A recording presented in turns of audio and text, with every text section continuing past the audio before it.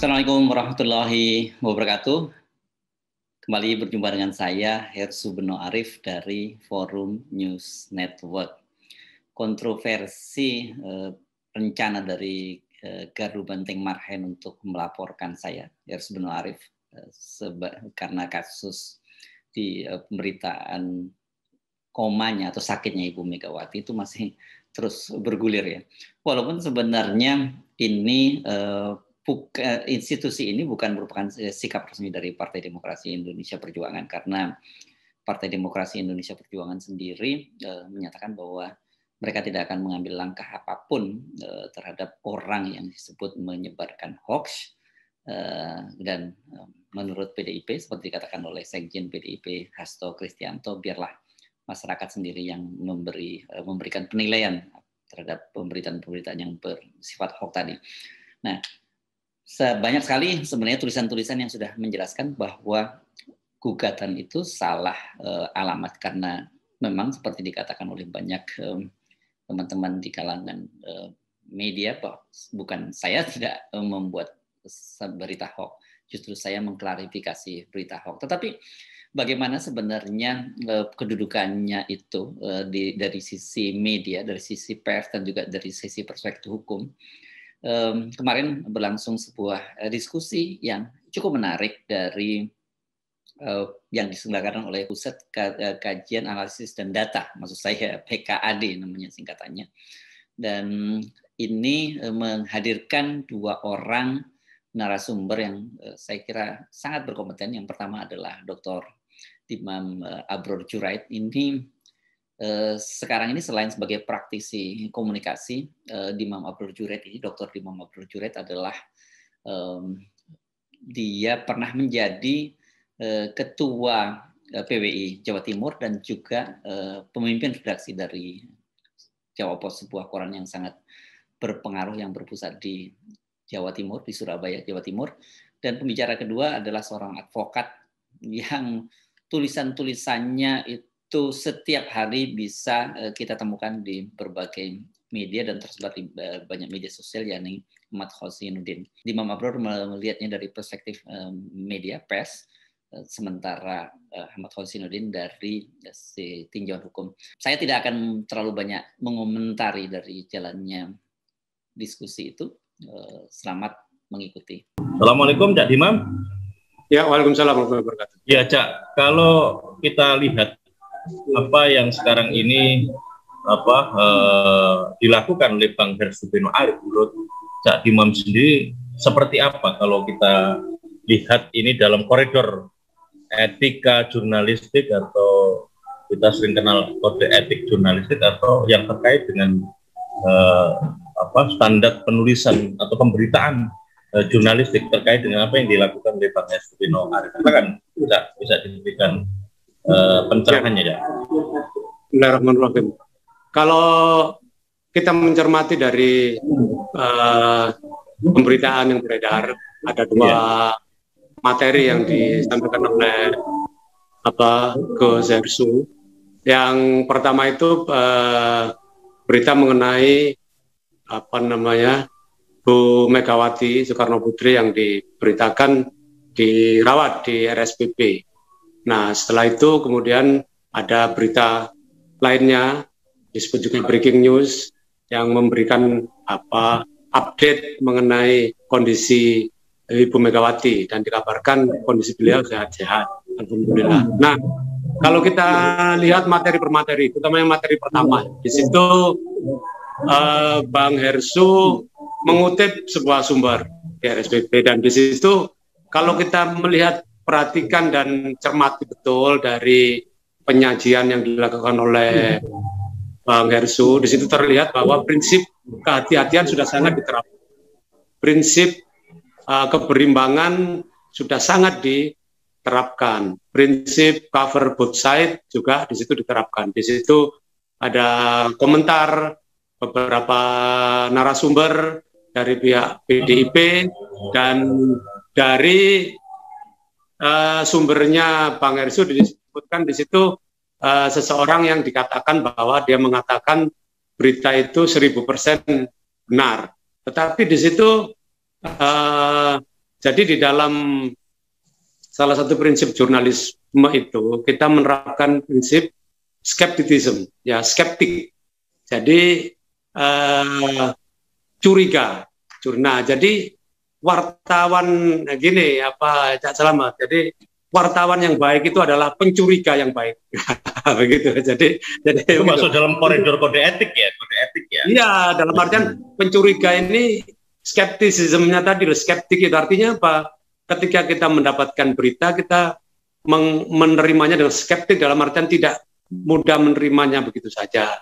Ketika kita mendapatkan baik berita itu berupa berita yang membenarkan, mengkonfirmasi, memverifikasi berita kita juga menerimanya dengan skeptik, ya. Dalam artian kecurigaan tadi, kecurigaan itu kecurigaan yang baik. Seorang wartawan yang baik ya dia harus menjadi pencuriga yang baik, tidak kemudian dia menerima berita apa saja kemudian dia telan begitu saja, karena itu dibutuhkan di situ konfirmasi, verifikasi, kemudian check and recheck, dan di situ cover both side.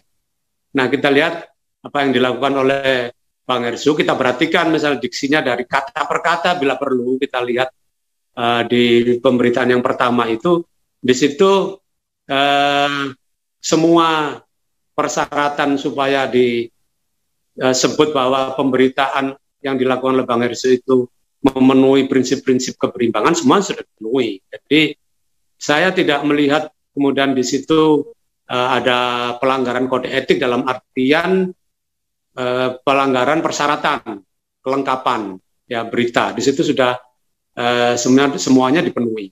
Nah, kemudian ketika muncul klarifikasi dengan adanya pertemuan Bu Mega yang disiarkan secara daring itu, kemudian kan Bang Ersu cepat menayangkan lagi versinya yang kedua, yang bahkan di situ disebutkan breaking news, kemudian di situ disebutkan semua versi mengenai keberadaan atau updating kondisi Bu Mega itu. Jadi sebenarnya dari sini, dari dua materi itu, materi yang pertama maupun materi yang kedua, kita tidak bisa melihat kemudian di situ ada unsur apalagi disebut hoax ya, berita palsu atau fake news. Tidak, karena yang disebut hoax itu satu, bukan hanya materinya, yang kalau kita melihat unsur-unsur yang disebut hoax ya, bukan hanya materinya yang disebut palsu, tetapi juga narasumbernya, kemudian di situ medianya juga. Jadi prinsip keberimbangan sudah dipenuhi, bahwa berita itu kemudian dianggap tidak benar, misalnya, oh berita itu tidak benar. Tetapi dalam jurnalistik itu, dalam jurnalisme ada satu prinsip bahwa ada hak jawab di situ kan, di mekanisme jurnalisme itu yang itu dijamin di kode etik, ada hak jawab yang bisa diberikan oleh narasumber maupun objek berita yang merasa bahwa dirinya dirugikan oleh berita itu. Itu ada mekanisme hak jawab kalau kita mengajunya pada Undang-Undang 40 tahun 99, Undang-Undang Pers ya. Jadi di Undang-Undang 40/99 sudah dijamin di situ tata cara kita menghadapi misalnya ada berita yang merugikan kita atau tidak sesuai dengan kondisi kita. Jadi ada mekanisme hak jawab di situ. Nah, sebelum diminta pun Bang Ersu sudah melakukan itu. Artinya berita breaking news di versi kedua itu di situ semuanya sudah jelas. Kalau yang di pertama itu ada Pak Sekjen PDIP, ada Mas Bima, ada satu sumber lainnya. Jadi dari situ kalau kemudian ada anggapan bahwa ini hoax, itu tidak memenuhi syarat-syarat itu yang disebut hoax. Jadi hoax itu materinya tidak benar, kemudian narasumbernya tidak jelas, kemudian medianya juga meragukan kredibilitas secara keseluruhan, itu baru kemudian bisa disebut sebagai hoax. Jadi kasus Bang Ersu ini saya kira bukan kasus pertama ya. Dulu saya masih ingat wartawan senior juga, sahabat kita, Pak Mas Farid Gaban, ex Tempo juga begitu, beliau men-tweet di Twitternya mengenai apa waktu itu soal koperasi ya, bantuan koperasi dari Menteri Koperasi Pak Teten Mas Duki, yang di situ kemudian Mas Farid men-tweet ya, men-tweet mengenai masalah itu. Nah, kemudian ada beberapa reaksi yang agak negatif begitu, dan kemudian dilaporkan ke Barreskrim gitu misalnya. Jadi menurut saya apa namanya, tindakan itu agak, kalau menurut saya agak gegabah lah ya. Artinya apa namanya, sebuah tweet yang mestinya bisa diverifikasi itu kemudian dilaporkan ke polisi. Nah, dengan Bang Hersu tentu saja ini berbeda kasus. Di Bang Hersu ini channelnya sudah jelas, FNN di situ. Dia juga di situ bertanggung jawab sebagai narasumber, dia berbicara, kemudian apa namanya, narasumber untuk memverifikasi dan mengkonfirmasi dan melakukan cover both side untuk menjaga keberimbangan juga sudah dilakukan. Nah, sehingga kemudian kalau ini ada muncul tuduhan hoax, tentu ini tidak benar ya. Artinya kalau misalnya ini sampai kemudian ditangani, dilaporkan ke Barreskrim juga, saya kira polisi juga sekarang sudah, dari dulu ya, polisi juga sudah punya standar lah mana hal yang bisa disebut sebagai hoax atau fake news, sehingga kemudian tidak mudah kemudian menerima laporan yang sebenarnya tidak memenuhi syarat itu.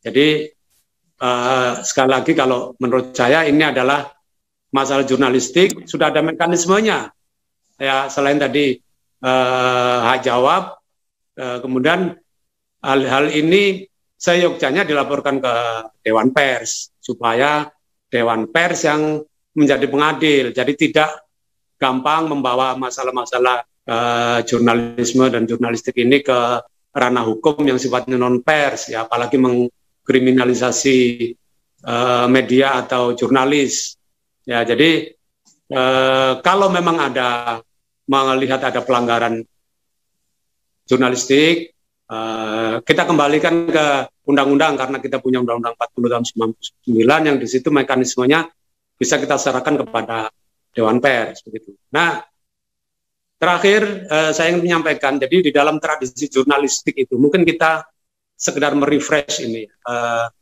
apa namanya, fungsi pers, fungsi media. Kalau di undang-undang kita di situ jelas disebutkan ada fungsi informasi, fungsi edukasi, fungsi sosial kontrol, dan juga fungsi hiburan. Apa yang dilakukan oleh Hersu Beno Arif ini memenuhi unsur-unsur itu, artinya memenuhi unsur memberikan informasi. Sebagai seorang public figure yang sangat penting di negara ini, di negeri ini, tentu saja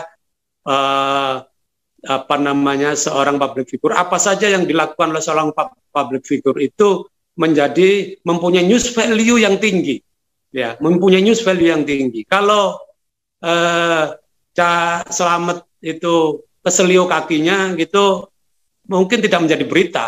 Ya, saya misalnya kemudian goes, kemudian masuk ke selokan, itu nggak jadi berita ya, karena tidak ada news value di situ. Tetapi seorang public figure, kenapa orang saya jogging ke selio aja kok diberitakan? Ya, Anda adalah public figure. Apa yang menimpa pada Anda itu mempunyai news value. Salah satu news value itu adalah di situ kalau Anda itu mempunyai ketokohan, ya, kalau Anda itu seorang yang punya ketokohan, kemudian apa yang Anda lakukan mempunyai magnitude, mempunyai dampak, ya, itu memenuhi unsur-unsur news value, gitu. Jadi value beritanya tinggi. Kalau seorang yang bernama Joko Widodo itu apa namanya, mengalami keselio, ya, keselio kaki ya.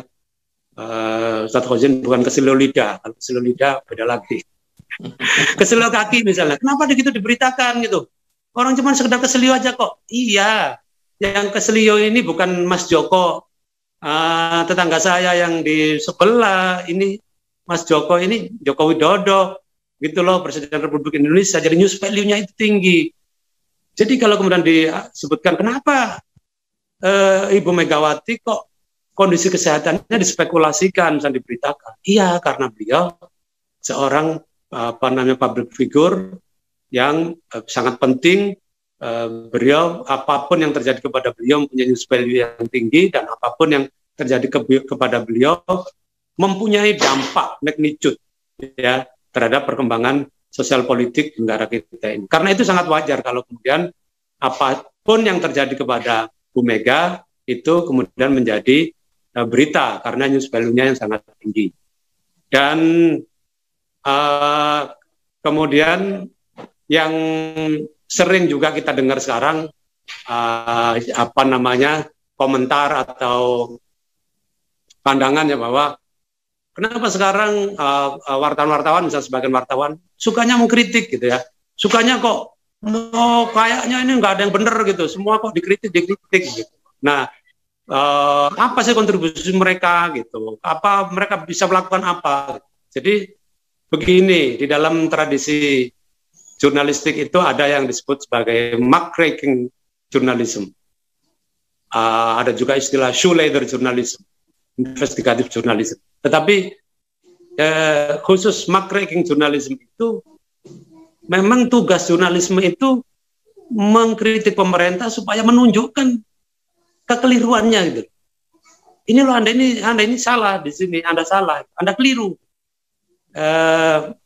Jadi saya tunjukkan, jadi tugas kita, tugas jurnalisme itu menunjukkan bahwa yang dilakukan oleh pemerintah itu salah, gitu ya. Jadi bukan kemudian bahwa kok yang dilakukan pemerintah kayaknya nggak ada yang benar, bukan begitu. Tetapi memang tugas jurnalisme itu antara lain melakukan muckraking, menunjukkan bahwa ini loh ada sesuatu yang tidak benar, gitu. Jadi tidak bisa kemudian disebutkan bahwa kok bisanya ngeritik aja, kamu bisa nggak melakukan itu? Ya, saya kan wartawan, saya kan bukan presiden, saya bukan menteri. Kalau saya menteri, saya wartawan, baru di situ Anda boleh mengkritik saya. Kok bisanya mengkritik saja, tidak bisa melakukan atau tidak bisa ada solusi? Bukan.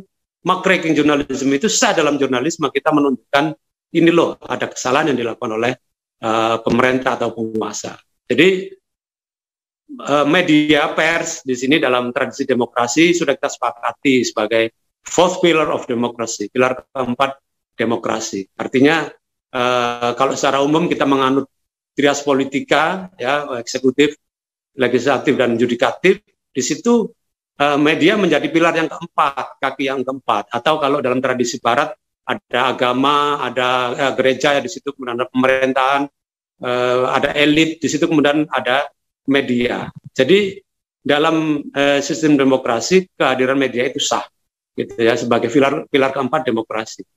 Yang fungsinya itu adalah melakukan kontrol sosial. Kekuasaan yang tidak terkontrol itu akan menjadi terlalu kuat dan tidak boleh itu di dalam satu sistem demokrasi. Kalau satu kekuasaan itu menjadi terlalu kuat, dia akan menjadi otoriter, dia akan menjadi kecenderungannya diktator. Ya, jadi kita semua tahu ya, kita hafal kata Lord Acton itu, kalau power aja, punya kekuasaan aja tends to corrupt ya. Orang punya kekuasaan aja sudah kecenderungannya itu korup sudah. Apalagi absolute power ya, absolute power corrupt absolutely. Jadi kekuasaan itu cenderung korup, kekuasaan yang mutlak akan korup secara mutlak juga. Nah, disitulah kemudian diperlukan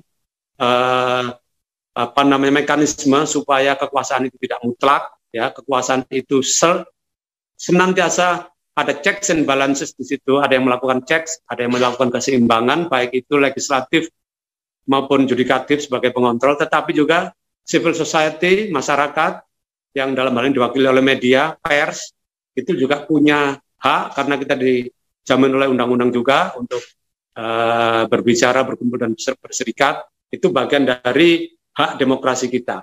Jadi kalau ada pertanyaan, siapa yang memberi wewenang kepada Anda sebagai wartawan untuk mengkritik gitu? Ya itu konsensus demokrasi. Kalau kita sepakat bahwa sistem ini adalah sistem demokratis, ya memang harus ada media yang independen, yang diberi kebebasan juga untuk memberikan kritiknya.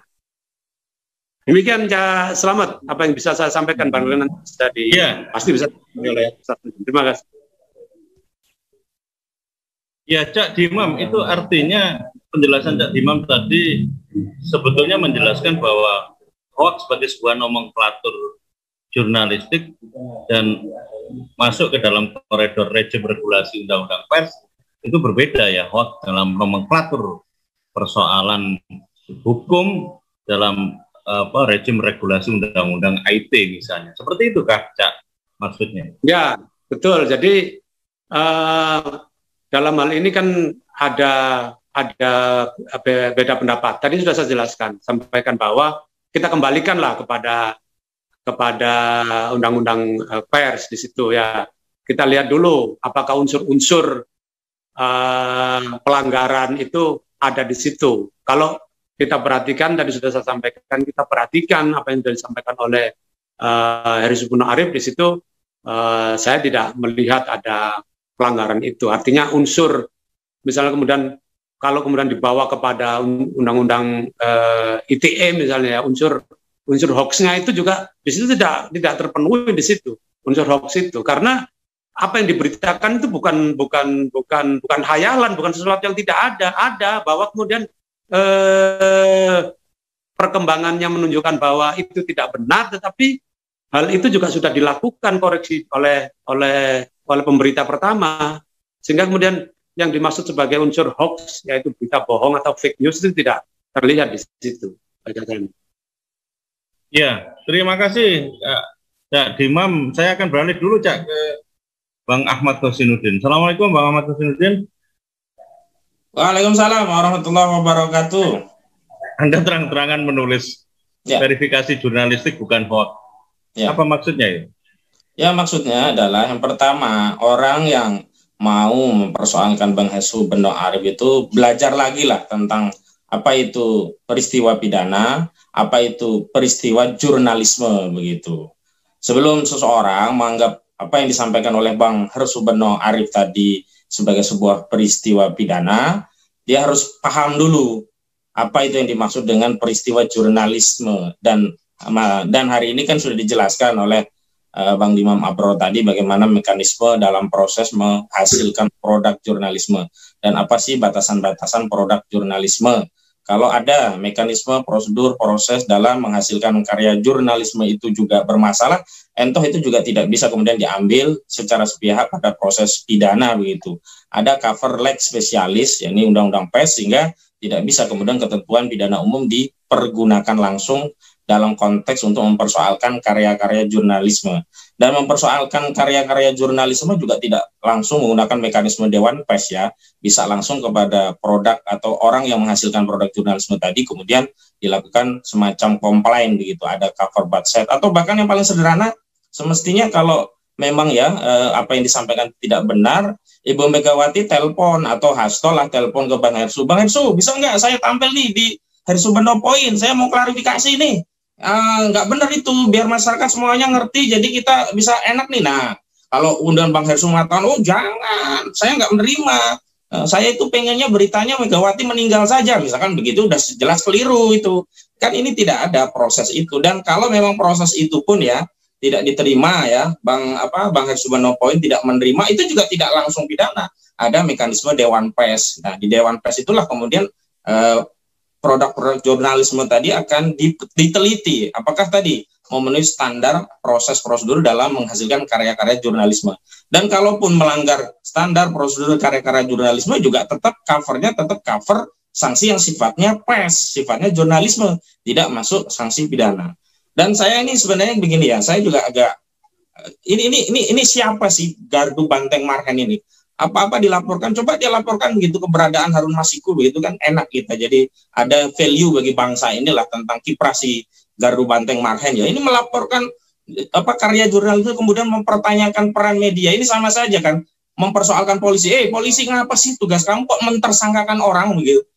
Sekali-kali polisi itu tugasnya membela orang, kok ini mempersangkakan orang. Lah, memang polisi itu tugasnya melakukan penyidikan, dan karya akhir dari sebuah produk penyelidikan itu penyidikan dan muncullah tersangka. Sama juga karya jurnalisme itu memang produknya adalah mengkritisi diantaranya, karena Karena itu penting bagi negara agar ada unsur pers, agar dia bisa melihat punggung kekuasaan itu seperti apa. Jangan hanya dia melihat wajahnya sendiri, ngacak sendiri, dipenuhi bedak, tapi tidak melihat punggung kekuasaan itu seperti apa. Nah, pers inilah yang bisa melihat punggung kekuasaan itu keadaannya seperti apa. Makanya di dalam kaidah pers itu selalu ada 5W 1H. Jadi dipertanyakan semua informasi itu dengan why, when, how, dan itu kan dalam rangka untuk memastikan bahwa sumber-sumber atau konten-konten informasi yang disampaikan tadi otoritatif dan bisa memberikan legitimasi bagi insan pers untuk menyampaikannya kepada publik begitu. Selanjutnya kalau ini dipaksa masuk ranah kor pidana, tadi bukan undang-undang ITE, Cak. Biasanya kalau hoax itu pakainya Undang-Undang nomor 1 tahun 1946. Oh, begitu ya. Khususnya pasal 14 ayat 1 dan 14 ayat 2. Ini yang seperti yang dipakai untuk mengkriminalisasi Habib Rizik begitu. Nah, kalau memang nanti itu mau dibawa ke sana, ada dua kritik saya yang harus diperhatikan oleh kawan-kawan Gardu Banteng Mahen ya. Pertama dari aspek proses dan prosedur pelaporan dan prosedur pemeriksaan ya. Yang kedua terkait substansinya. Pertama secara prosedur, kalau dianggap ya karya jurnalistik ini sebagai kabar bohong yang menimbulkan keonaran, ini kan pasal 14 ayat 1 itu kan barang siapa ya mengabarkan berita bohong dan menerbitkan keonaran itu bisa dipidana 10 tahun penjara begitu. Kalau 14 ayat 2-nya itu barang siapa ikut serta menyiarkan kabar kebohongan itu kalau nggak salah 3 atau 2 tahun penjara begitu. Jadi kalau mengabarkan, membuat kabar bohongnya kena 10 tahun, kalau ikut mengedarkannya itu kenanya di bawah 5 tahun, 3 atau 2 tahun begitu. Nah, persoalannya kan berarti pihak pelapor harus memiliki pembanding ya, kabar pembanding. Misalkan kalau dikatakan Ibu Megawati itu di ICU, sebagaimana klaim Gardu Banteng Mahen kan yang dipersoalkan kan kutipan informasi yang oleh Bang Hersu diungkap, tapi tadi dengan konteks jurnalisme juga itu diragukan, makanya diverifikasi dibandingkan dengan statement sejumlah informasi sumber dari PDIP. Kan ada seorang dokter memberikan informasi dengan bahasa, ya ini bahasa hiperbola biasalah, 1000% valid begitu, yang mengatakan Megawati ada di ICU begitu. Berarti si pelapor tadi harus punya pembanding bahwa Megawati tidak di ICU. Pembanding tadi siapa? Bukan Hasto, bukan misalkan nanti pembandingnya ya, bukan Bima Arya Yudhistira ya itu namanya itu. Saya itu agak kikuk antara Arya Bima dan Bima Arya, antara kader PDIP dengan wali kota Bogor, mirip-mirip namanya, cuma diwalak-walik begitu. Maka nanti dia harus menghadirkan Ibu Megawati dalam pelaporannya, dan Ibu Megawati akan di BAP, berita acara pemeriksaan, untuk menjadi dasar pembanding bahwa yang disampaikan Hersu Beno Arif tadi bohong. Lah, masa iya Ibu Megawati nanti akan mau tuh diperiksa polisi? Dan kalau proksi tidak memeriksa Ibu Megawati, batal kasus ini, nggak bisa. Pertama harus diperiksa Ibu Megawati karena dia sumbernya. Kedua juga harus diperiksa semua narasumber yang dikutip dalam tayangan Hersu Beno Point, yang itu juga menurut saya sudah sangat berimbang. Ada Bima Arya Yudhistira, ada kemudian Hasto Kristianto, ada beberapa lain lah dari PDIP. Kenapa sih statement dari misalkan dari Hasto Kristianto itu masih belum sepenuhnya bisa mengkonfirmasi bahwa Megawati Soekarnoputri itu sehat begitu? Karena begini, ini terkait dengan otorisasi sumber untuk mengkonfirmasi sebuah informasi begitu. Kalau ya otorisasi atau konfirmasi untuk membenarkan atau menidakbenarkan sebuah informasi itu berasal dari sumbernya langsung, barulah itu kemudian tidak boleh ada keraguan. Misalkan Bang Hersu ya ditelepon sama Bu Megawati, kemudian Bu Megawati bilang, Mas Hersu aku sehat-sehat wae kok, aku ora apa-apa gitu. Dan Bang Hersu masih mempertanyakan, tidak percaya, nah itu wali, itu bermasalah. Tapi ini kan yang menyampaikan kan satu Hasto Kristianto, yang ini berkaitan bukan dengan kebijakan partai. Kalau ini yang disampaikan adalah kebijakan partai, mungkin bisa saja kita tidak perlu bertanya-tanya, tidak perlu how lagi gitu. Karena kan ini persoalannya tentang kesehatan Ibu Megawati, dan tentu saja yang paling otoritatif untuk memberikan konfirmasi tentang kesehatan adalah Megawati sendiri, atau setidak-tidaknya lah minimal Puan Maharani. Kenapa? Karena Puan Maharani tentu lebih dekat dan lebih tahu keadaan Megawati ibunya sendiri ketimbang Hasto Kristianto. Hubungan Hasto dengan Megawati kan hubungan kepartaian begitu. Sementara Puan dengan ibunya itu hubungannya bukan hanya kepartean, tapi juga hubungan keluarga langsung, sehingga segala hal yang berkaitan dengan Megawati tentu lebih otoritatif jika itu yang menyampaikan Puan. Dan kalau misalkan Puan sudah menyampaikan ibu saya sehat, alhamdulillah, mohon doanya, semoga panjang umur. Kemudian misalkan masih usil nih ya, wartawan-wartawan ini masih membuat satu konten yang dalam tanda petik meragukan informasi sehatnya Megawati Soekarno Putri, itu juga patut untuk dicurigai ada niat jahat dari wartawan. Ini kan nggak ada begitu loh. Justru saya menyimpan ada niat jahat dari PDIP itu sendiri begitu loh. Kan peristiwa ini dimulai sejak Kamis dini hari. Bang Hersi itu kalau nggak salah Kamis sudah sejak sore begitu. Megawati, terutama PDIP, terutama Megawati Soekarno Putri kan bisa saja langsung membuat video singkat ya, yang itu bisa menghilangkan praduga publik dengan menyampaikan. Kan sekarang kan era sosmed mudah sekali. Saya aja sehari bisa 2-3 kali update di YouTube itu. Nah, Megawati kan gampang, sekilas saja. Misalkan redaksinya sederhana. Wahai segenap rakyat, terima kasih atas doanya. Alhamdulillah saya baik-baik saja. Misalkan begitu gitu. Kan ini nggak ada gitu. Jadi keraguan dari nalar jurnalisme itu dibenarkan karena memang belum ada satu sumber yang bisa mengotorisasi informasi. Justru kita dibantu oleh Bang Hersu tadi untuk memberikan satu informasi pembanding sehingga masyarakat juga tidak buru-buru menerima kabar yang belum tentu benar tadi. Dalam hal ini apa? Kabar tentang dirawatnya Megawati Soekarno Putri di ICU RSP Pertamina, itu kan kabar awalnya kan begitu, dan itu yang kemudian diverifikasi gitu. Nah, sampai pada akhirnya Jumat yang kemudian ada di kantor itu kan juga bukan dalam konteks mengklarifikasi berita, tapi itu agenda partai yang sekaligus untuk mengkonfirmasi bahwa Megawati ada. Berarti kan ada jeda waktu yang panjang. Sebenarnya kalau memang ya dalam tanda petik tidak mau ngeprank masyarakat, tidak mau membuat masyarakat itu bingung dengan kabar kondisi Megawati, kan PDIP bisa langsung meminta Megawati klarifikasi dulu, selesai baru melakukan acara begitu.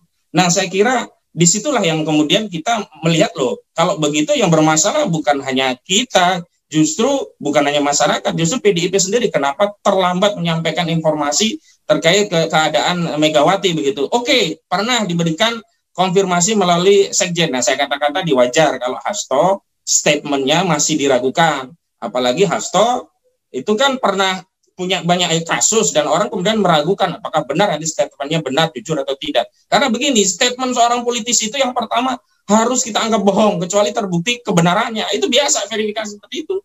Politisi itu biasa bohong. Jadi kalau statement itu keluar dari Cak Selamat saya langsung percaya. Tapi statement itu keluar dari Hasto wajar saya duga juga, oh jangan-jangan bohong nih si Hasto. Nah, itu biasa gitu. Dan bahkan ketika politisi itu terbukti bohong, itu juga biasa. Misalkan ada politisi yang kemudian menjadi kepala negara, saya tidak sebut namanya, kalau tidak salah Joko Widodo bilang ada dana 11.000 triliun di kantongnya, terbukti bohong. Dia edarkan seluruh rakyat Indonesia, menerbitkan keonaran seluruh rakyat Indonesia.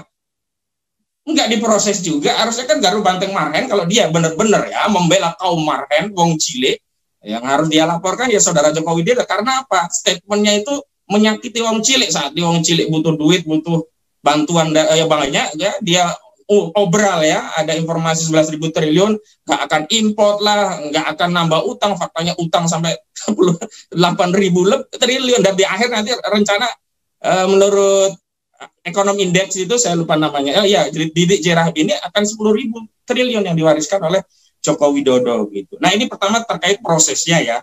Jadi proses ini harus melibatkan semua pihak-pihak dan semua pihak-pihak tadi harus di BAP. Kalau kemudian ini dipaksakan naik perkara, kemudian polisi men-split hanya misalkan memeriksa orang-orang tertentu dan mengesampingkan orang-orang yang lain, padahal orang-orang yang lain itu semuanya ada dalam sajian karya jurnalisme yang disampaikan Bang Hersu Beno Arif. Nah, ini berarti kekuasaan sudah ikut campur. Nah, kalau sudah kekuasaan ikut campur, patut diduga bahwa agenda yang dijalankan oleh Gardu Bantang Marhaen itu bukan agenda mandiri, tapi justru agenda kekuasaan begitu. Saya lanjutkan sekarang ke substansi. Saya ingin membuat satu definisi apa sih yang disebut dengan bohong. Gitu. Bohong itu menyampaikan sesuatu yang tidak sesuai dengan faktanya. Nah, kalau kita menyampaikan sesuatu tapi belum diketahui faktanya, itu bukan bohong. Tapi menyampaikan sesuatu yang patut diverifikasi lagi sampai ada konfirmasi tentang kebenaran fakta itu. Nah, apa yang disampaikan oleh Bang Hersu Beno Arif itu masuk kategori definisi yang kedua. Jadi tidak menyampaikan sesuatu yang tidak pada faktanya, tapi menyampaikan sesuatu yang perlu diverifikasi ulang, dan dengan demikian seluruh masyarakat bisa membantu proses verifikasi tadi. Nah, akhirnya kan terjadi ada informasi bahwa Megawati sehat, dan atas dorongan subjektivitas Bang Hersu Beno Arif, ya, tanpa kemudian dia menutup-nutupi kondisi yang baru tadi, yakni sehatnya Megawati, beliau langsung adopsi menjadi breaking news di channel YouTube miliknya. Itu kan berarti memang fair gitu loh, memang mau mencari kebenaran, bukan mau cari ribut gitu loh. Kecuali begitu sehat dia tidak keluarkan berita tentang sehatnya Megawati, wah ini tendensius dong, berita cuma ngorak-ngarik ngotak-ngatik tentang isu yang sensitif bagi Megawati. Begitu dikabarkan Megawati sehat, nggak ditampilkan di medianya, nah itu baru Bang Hersu Beno Arif kemudian dianggap bermasalah dari sisi subjektivitas atau niatnya ada yang tidak jujur terkait verifikasi sebuah fakta untuk mencari kebenaran. Dan yang paling penting saya kira begini, ini sampai kapan kasus-kasus kayak gini mau diubrak-abrik, mau diangkat-angkat, dan justru saya lebih melihat ini ada motif kekuasaan. Sejalan dengan kasus Bang Hersu kan sebelumnya ada Rocky Gerung dipersoalkan persoalan tanahnya, padahal berpuluh tahun dia tinggal di situ nggak ada masalah, sekarang mulai dipersoalkan. Sekarang ini ada tren meminjam tangan ketiga untuk melawan oposisi. Ya kita tahu lah Bang Hersu ini kan kritis terhadap rejim, jadi posisi yang demikian ini justru mengganggu kekuasaan. Nah sebenarnya kan yang salah adalah persepsi daripada daya kritis rakyat bagi kekuasaan. Semestinya kan harusnya kekuasaan bersyukur gitu loh. Kalau DPR ya menjalankan fungsi kontrol dewan itu dibayar negara. Lah ini jurnalisme menjalankan fungsi kontrol media itu nggak dibayar. Harusnya kan bersyukur sekali gitu loh. Nah sekarang malah DPR yang harusnya mengkontrol eksekutif itu, saya ya sama teman-teman menggugat DPR agar dia menjalankan fungsi kontrolingnya, paling tidak melaksanakan hak angket, interpelasi, dan menyampaikan pendapat, karena eksekutif itu sudah kacau sekali, tapi itu tidak dijalankan. Nah ini ada orang di media ya tanpa dibayar membantu negara untuk memberikan kontrol kekuasaan agar tidak sebagaimana dikatakan tadi Mas Abror power test to corrupt absolute, power test to corrupt absolute tadi, akton, maka ada fungsi-fungsi yang tidak bisa dikendalikan kekuasaan dalam hal ini media. Nah, ketika media tidak bisa dikendalikan kekuasaan itu beruntung. Negara aman, negara ada penyeimbang setelah ya penyeimbang dari tiga pilar kekuasaan di eksekutif, legislatif, yudikatif itu nyaris sudah tidak bisa memberikan kontrol. Ada satu adendum yang menarik begitu. Jadi fungsi kontrol di lembaga legislatif terhadap eksekutif itu hanya berjalan kalau ada check and balance gitu kan. Makanya kalau sudah dikasih cek ya selesai balance. Nah karena udah banyak cek mungkin jadi tidak perlu lagi ada daya kritis dari DPR begitu. Nah ini yang sebenarnya harus menjadi cermin untuk melihat kekuasaan itu seperti apa. Dan saya kira kalau ini kasus ini diteruskan, mohon maaf, ini malah kasus ini akan merontokkan elektabilitas PDIP. Justru semestinya PDIP yang mengambil ibrah, mengkapitalisasi isu ini sebagai apa? Sebagai bentuk ya kesetiakawanan PDIP, baik sebagai bentuk bahwa PDIP itu mampu tetap ajak ya dengan konstitusi partainya tanpa kemudian mempersoalkan orang-orang, katakanlah kalau dianggap membuat suatu pemberitaan yang tidak menyenangkan PDIP, katakanlah demikian. Tapi kita tahu kan Batardu Banteng Marhen itu tidak pernah lepas dari PDIP, dan ketika ini naik terus maka ya resikonya PDIP itu sama saja nyari musuh gitu loh. Udah banyak orang yang nggak suka sama PDIP, jangan nambah-nambah lagi. Gitu Kak Slamet.